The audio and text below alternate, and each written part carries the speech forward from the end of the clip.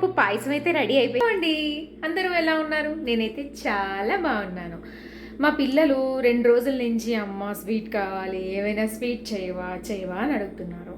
అయితే ఏం చేయాలో అర్థం కాలేదు. ఇక్కడ అన్ని రకాలు ఉండవు కదండి.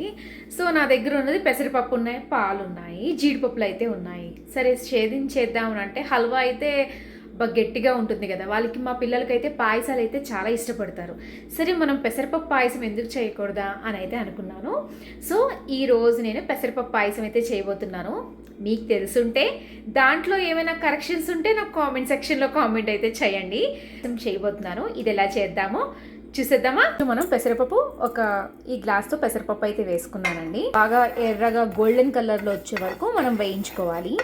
కొంచెం మీడియం ఫ్లేమ్లో వేయించామనుకోండి, కరెక్ట్గా అంతా ఈక్వల్గా అయితే ఫ్రై అవుతుంది. పెసరపప్పు ఇలా గోల్డెన్ కలర్ వచ్చే వరకు వేయించుకున్నాను. గోల్డెన్ కలర్ వచ్చే వరకు, పచ్చివాసన పోయే వరకు మనం వేయించుకుంటే సరిపోతుంది. ఇది ఒక బౌల్లో తీసేసుకొని మంచిగా వాష్ చేసేసుకుందాము. పెసరపప్పుని కుక్కర్లో అయితే వేసేసుకుందాము. పెసరపప్పుకి 2.5 గ్లాసులు అయితే నీళ్ళు వేసుకోవాలి.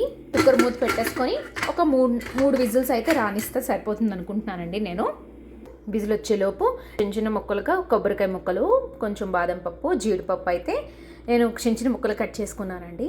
అంటే ఈ పాయసంలో మధ్యలో తింటున్నప్పుడు తగిలితే చాలా బాగుంటుంది కదా, అందుకే ఈ చిన్న ముక్కలుగా ఇవి కట్ చేసుకున్నాను. మీరు కిస్మిస్ ఉంటే కిస్మిస్ కూడా వేసుకోవచ్చు.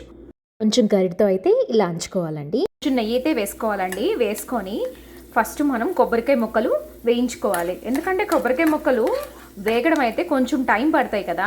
సో కొబ్బరికాయ ముక్కలు, జీడిపప్పులు, బాదం పప్పులు అన్నీ వేసామనుకోండి, జీడిపప్పులు బాదం పప్పులు మాడిపోతాయి, సరిగ్గా వేగవు కదా. అందుకే ఫస్ట్ కొబ్బరికాయ ముక్కలు కొంచెం వేగాయి అనుకోండి, వేగిన తర్వాత మనం జీడిపప్పులు బాదం పప్పులు వేసుకుంటే చాలా బాగుంటుంది. కొంచెం వేగింది కదా, ఇప్పుడు జీడిపప్పులు బాదం పప్పులు అయితే వేసుకోవాలి. గోల్డెన్ కలర్ వచ్చిన తర్వాత ఒక ప్లేట్లో కానీ గిన్నెలో అయితే తీసేసుకోవాలి. ఈ గిన్నెలోనే నేను ఈ పాయసం అయితే చేయబోతున్నాను. అందుకే ఇదే గిన్నెలో అయితే నేను ఫ్రై చేస్తున్నాను. ఉడకపెట్టాం కదండి, ఈ పెసరపప్పు అయితే దీంట్లో వేసేసుకున్నాము. దీంట్లోనే మనము మరిగించిన పాలు అయితే వేసేసుకోవాలి.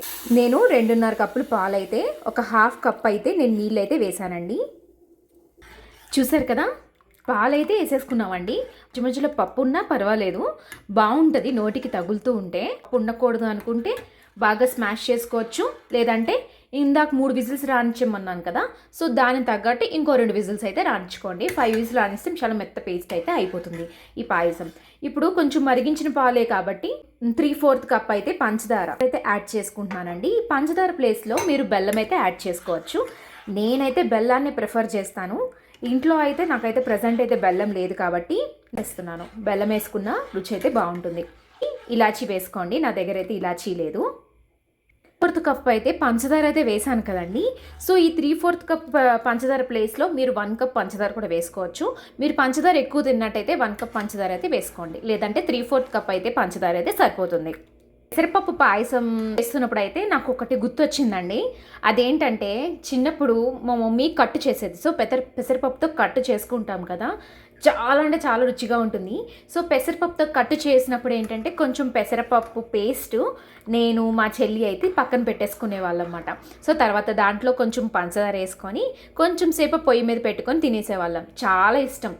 కూడా చిన్నప్పుడే కాదు, ఇప్పుడు కూడా ఒక్కొక్కసారి ఏంటంటే ఇలా కట్టు ఎప్పుడైనా చేసుకుంటే నేనైతే అలాగే చేస్తాను. కొంచెం పెసరపప్పు పక్కన పెట్టుకొని అయితే వేసుకొని తింటానండి. అయినా ఏదైనా మెమరీసే కదండి. కదా ఇలా మరుగుతుంది కదా, ఈ టైంలో ఇందాక మనం నెయ్యిలో వేయించుకున్న జీడిపప్పులు, బాదం పప్పులు, కొబ్బరికాయ ముక్కలు అయితే వేసేసుకోండి. చూడ్డానికైతే ఎంత బాగుందో, నాకైతే నోరుడిపోతుంది. ఎప్పుడు తినేద్దామా అని చెప్పి నేనైతే వెయిట్ చేస్తున్నాను. ఓకేనండి, ఇప్పుడు అన్ని సర్వింగ్ బౌల్లో అయితే తీసేసుకుందాము. ఇంకా స్టవ్ ఆఫ్ చేసేయడమే. వావ్, చూస్తుంటేనే చాలా అంటే చాలా నోరుడిపోతుంది. ఈ పెసరపప్పు పాయసం అయితే ఇంతేనండి. ఎవరైనా ఇంట్లో చుట్టాలు వచ్చారనుకోండి, మనం ఏదైనా స్వీట్ చేయాలి కదా చుట్టాలు వస్తే, సో ఈ పెసరపప్పు పాయసం అయితే చేసి ఇవ్వండి, వాళ్ళు ఫిదా అయిపోతారు. ఓకేనా?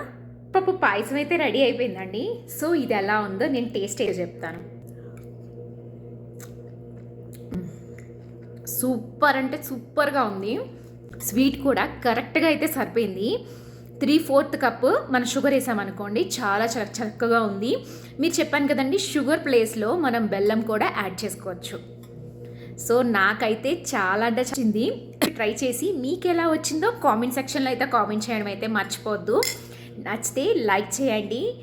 మరికొన్ని ఇంట్రెస్టింగ్ రెసిపీస్ గురించి, అంతేకాకుండా నేను ప్రీవియస్ కొన్ని వీడియోస్ అయితే నేను షేర్ చేశాను, కిచెన్కి అయితే వచ్చాము, అవి కూడా మీరు చూసి ఎలా ఉందో చూడండి. నచ్చితే లైక్ చేయండి. అంతేకాకుండా ఇంకా ఇంట్రెస్టింగ్ వీడియోస్ గురించి, ఇలా రెసిపీస్ గురించి నా ఛానల్ని అయితే సబ్స్క్రైబ్ చేసుకోవడం అయితే మర్చిపోవద్దు. Thanks for watching. Bye bye. Have a nice day. Take care.